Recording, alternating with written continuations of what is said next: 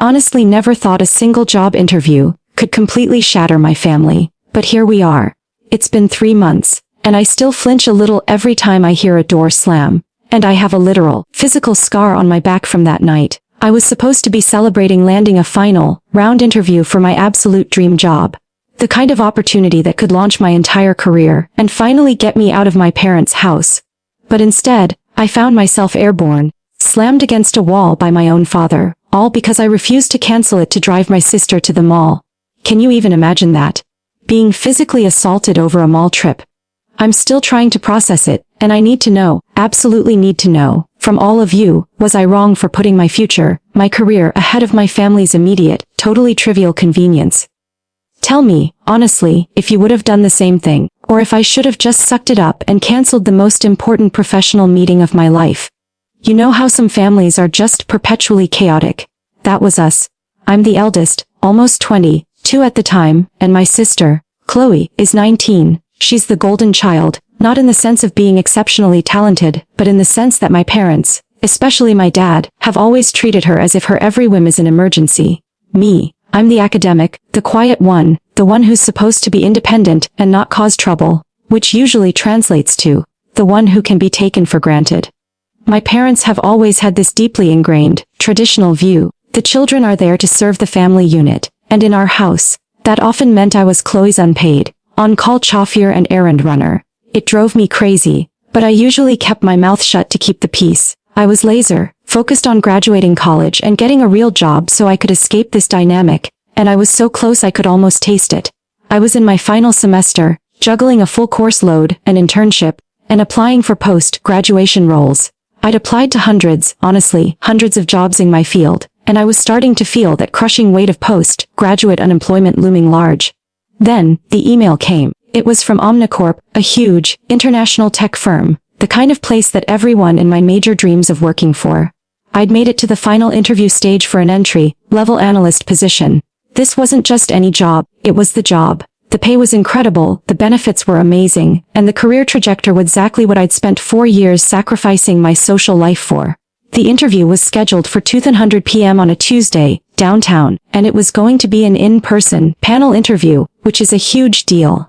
I'd spent the entire weekend prepping, getting my suit dry cleaned, reviewing case studies, and practicing my answers in the mirror until my throat was sore. I was nervous, yes, but more than that, I was vibrating with excitement and this powerful sense of hope. This was it. My ticket out. The morning of the interview started off fine. I woke up early, ate a light breakfast, and was doing one last run through of my talking points in the living room. Chloe sauntered in around 1100 a.m., looking completely put together, scrolling on her phone. She paused and looked up at me, a little annoyed. Hey, you're not going to be using the car this afternoon, are you? I need to go to the new mall. I promised Sarah I'd meet her there at 1:30. I swear, the way she phrased it, it wasn't a question, it was a statement of fact, a demand disguised as a casual inquiry. The only reason she wasn't driving herself was that she'd forgotten to put gas in her own car, which my parents insisted she have, even though she barely uses it for anything productive. And now she claimed she didn't have time to stop at a gas station before her self-imposed deadline. I took a deep breath, trying to keep my voice even. Actually, yes, I am using the car, Chloe. I have my final interview at Omnicorp at 2:00 p.m. downtown. I need to leave by 12:00 to account for traffic, parking, and getting settled. I said it clearly, calmly, expecting an immediate, right, good luck. Or maybe a slightly begrudging, fine, I'll call an Uber. What I got was a blank stare, followed by an eye roll. You can't just take an Uber? She asked, as if the concept was foreign. Chloe, it's a huge corporate interview. I'm not showing up in an Uber that might be late or drop me off blocks away. I need my own transportation, and besides, the car is mine to use today. I booked it with Dad days ago. I hadn't explicitly booked it, but I had told both my parents the exact time and location of the interview, and they had confirmed I could use the family car. Her face immediately crumpled, and not with genuine disappointment, but with that practiced, manipulative pout she was about 10. But I need to go to the mall. It's important.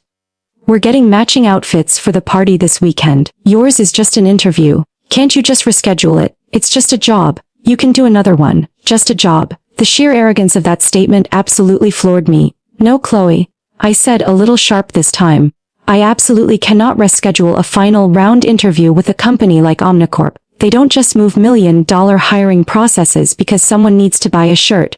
This is my career, my life, and it's happening at 200 p.m.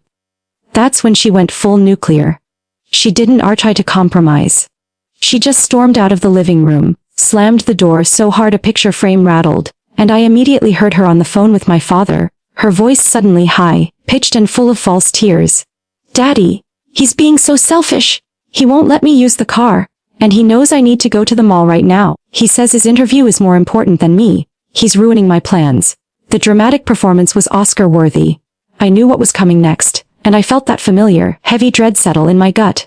My dad, bless his heart, is a good man in theory, but he is completely, hopelessly putty in Chloe's hands, especially when she deploys the waterworks. He works from home, so he was upstairs, and I heard him thundering down the steps a moment later. He didn't even look at me.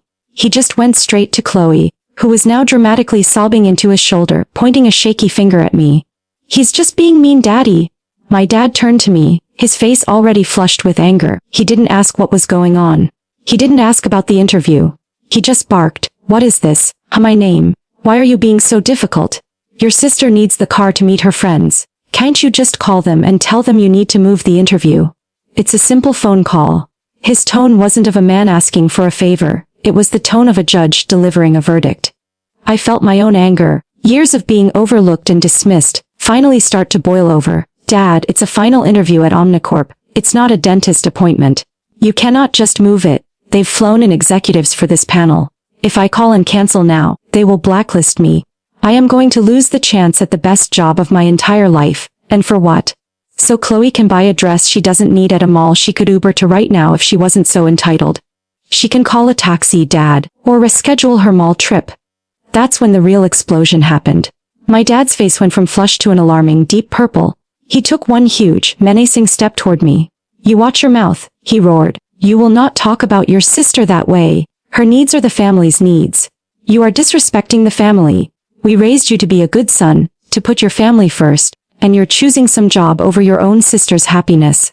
The sheer illogical nature of his argument, the immediate leap to this ridiculous, dramatic accusation of disrespect, over an actual, career-defining opportunity, completely broke me. "No, Dad, I'm choosing my future," I yelled back, standing my ground for the first time in forever.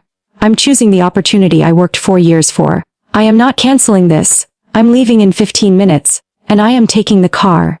I probably shouldn't have yelled, but the injustice of it all, the absolute triviality of her request versus the magnitude of my event, just shattered my self-control. I took a step toward the car keys, which were hanging on the hook by the door. That was a mistake. As I reached for them, my dad moved faster than I've ever seen him move. He grabbed my arm, his grip crushing. And he didn't pull me back, he shoved me. He threw me with such force that I stumbled backward, hitting the wall right behind me. The impact was sickening, a deep thud, and the wind was knocked completely out of me. I slid down the wall, clutching my lower back, tasting blood from where I'd bitten the inside of my cheek. It wasn't just a push, it wasn't physical assault. A brutal display of power meant to make me submit. And all of this, let me remind you, for a mall trip. Chloe instantly stopped crying. She gasped, but not with horror or concern. It was a startled, almost satisfied sound. My mother, who had been listening from the kitchen, and staying completely silent as usual, finally rushed in, her eyes wide with panic. "Oh my God, honey, what did you do?" She screamed at my dad, who was standing over me, breathing heavily, his face a mask of shock and continued rage. The silence that followed was deafening, broken only by my own ragged breathing. I slowly pulled myself up, leaning against the wall for support, and looked straight at my dad. The realization hit me like a second punch. I was not just disrespected, I was an object to be controlled, and when I rebelled, I was violently put back in my place. In that moment, I knew I had to leave, and I had to go to that interview. It was no longer just about the job, it was about proving them all wrong. I straightened my suit jacket, ignoring the searing pain in my back. I grabbed the keys off the hook and walked right past my dad, who seemed frozen in place. "I'm leaving," I said, my voice low and steady, stripped of all emotion. "And when I get back, I'm packing my bags. I'm taking the job if I get it, but either way I will not be coming back here." I didn't wait for a response. I walked out, got in the car, and drove away, leaving my family standing in a stunned silence in the entryway. I cried the whole drive downtown, but out of fear or pain, but out of sheer, absolute betrayal. So that's the situation I was in. I was physically harmed, deeply betrayed, and stood on the precipice of losing the one thing that could save me from a life of emotional servitude. All because I chose a career opportunity over a trivial errand for my sister. I had just driven away from the only home I've ever known, knowing that my relationship with my father was likely irreparable, to attend an interview that was going to decide my entire future. The decision was made to go, but the question of what to do next still loomed over me. Before I tell you what happened in that interview room, and the shocking thing I decided to do with the job offer, I want you to pause and comment below what you would have done in my shoes right at that moment. Would you have turned the car around just to smooth things over? Would you have filed a report for the assault, or would you have gone to the interview and refused to look back, choosing to save yourself? Let me know your gut reaction. I'm genuinely curious. I pulled into the parking garage 15 minutes before the interview was scheduled to start.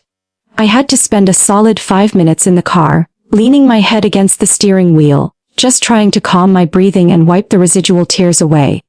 My back was throbbing, but I knew couldn't walk into the Omnicorp lobby looking anything less than professional. I splashed cold water on my face in the restroom, checked my posture in the mirror, and plastered on the most confident, professional smile I could manage. The second I walked through those heavy glass doors, I transformed. The young man who had just been thrown against a wall disappeared, and the poised, highly qualified candidate for the analyst position stepped forward. I had a job to do.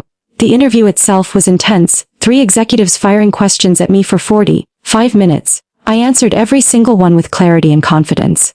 The adrenaline from the morning's confrontation, instead of crippling me, somehow sharpened my focus.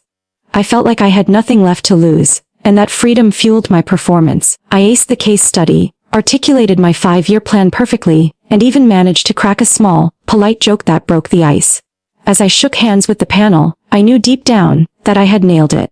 I walked out of that building feeling 10 feet tall, a professional victory against a deeply personal defeat.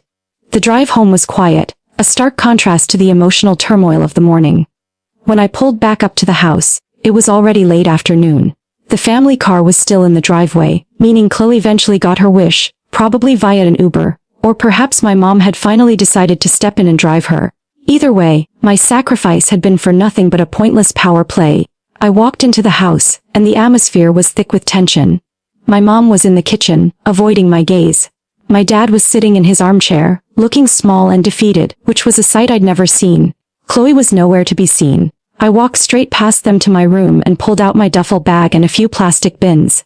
My mom finally followed me. "Sweetie, please, stop. Your father feels terrible," she whispered, her voice laced with guilt. "He didn't mean it. It was just a moment of temper." "A moment of temper," I countered, dropping a stack of books into a box. "Mom, he put his hands on me. He physically assaulted me because I wouldn't cancel a life-changing interview for a trip to the mall." "Where were you? Why didn't you stop him? All these years, you let him and Chloe walk all over me, and when I finally stand up for myself, I get thrown into a wall." My voice didn't rise, it was just a raw, honest statement of fact. She had no answer. She just stood there, wringing her hands, confirming my deepest fear. She would always choose the path of least resistance over standing up for me. My dad finally came to the doorway. "Son, I'm sorry," he mumbled, his voice gravelly. "I shouldn't have laid a hand on you. I was angry. You know how important family is to me."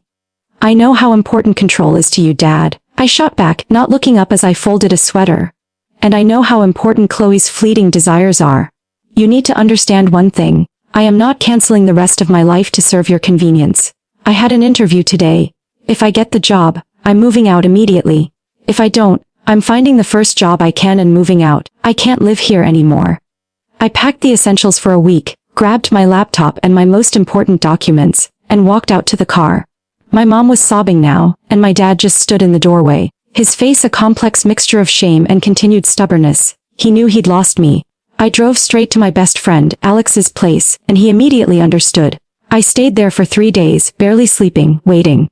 Then, the call came. "We'd like to offer you the analyst position, my namey. You were our top candidate." I was ecstatic. The job was real. My escape was secured. The salary was exactly what I dreamed of. I accepted on the spot. I immediately started looking for an apartment, and I found a small but perfect studio downtown, close to the office, signing the lease that very afternoon. The moment of my final revenge, the actual climax, came the next day when my dad called me. He was trying to be conciliatory, attempting to negotiate my return. Look son, let's talk about this. We can figure it out. Just come home. We'll set some boundaries, okay? I'll let you use the car for your new job. There's nothing to figure out, Dad, I said, leaning back on Alex's sofa. I got the job at Omnicorp. I signed a lease on an apartment today. I start in 2 weeks, and I'm moving my remaining things out this weekend. Also, I'm taking the family car with me. He sputtered. You can't take the car. It's the family car. Your sister needs it. That was his real concern, the control, the convenience. No, Dad. The car is registered in your name, but I put up half the money for the down payment, and I've paid 70% of the insurance and maintenance for the last 3 years, while driving it 90% of the time, so I'm taking it as my portion of a clean break. If you call the police, I'll show them the bank records and the receipts. I'll also show them the pictures of the bruise on my back from where you threw me against the wall, and I'll explain exactly why you did it. Is that a call you really want to make? Because I'm ready to make this whole thing public, and I guarantee Omnicorp will not care that I filed a police report after an assault, but the local papers will care about a domestic abuse charge. The silence on the other end was absolute. He finally knew he had lost. The family secret, the golden child's entitlement, and his own violent overreach were all now leverage I held against him. Fine, he finally growled. But you are no longer welcome in this house. Understood, I replied, and I hung up the phone. I never went back. I hired movers to collect my stuff that weekend and had Alex supervise the loading while I waited across the street at a coffee shop. I avoided any further confrontation. I made a clean break. The fallout was exactly as I expected. My mom sends me worried, tearful texts that I barely respond to. Chloe, deprived of her free chauffeur, had a dramatic breakdown and had to finally learn how to manage her own life and car. My dad and I haven't spoken since that call. I know they tell people I moved for the job and that we're all fine, but the truth is I chose my future, and in doing so, I had to choose myself over my family. I am now thriving at Omnicorp, making more money than I ever thought possible at this age, and living in a beautiful apartment. I have peace. I have independence. And I have a scar that serves as a constant reminder of what I escaped. The truth is, that job interview saved my life, not just my career. I finally feel like I can breathe. I'm building a life based on my own merits and achievements, not on the demands of an entitled sister or the tyrannical control of a father who valued a mall trip over his son's physical safety and future. It's a painful victory, but it's mine. The moral of the story, I guess, is that sometimes, saving yourself requires cutting the ties that bind you, even if those ties are blood. You have to be ruthlessly selfish with your time, your energy, and your opportunities, because no one else is going to protect them for you. Like this video if you were absolutely on my side for refusing to cancel that interview, and for walking away for good. Hit the subscribe button for more shocking stories of family drama and ultimate escape. And please, share your final thoughts on this whole mess in the comments section. Tell me if you think I'll ever be able to forgive them. I'll see you all in the next story.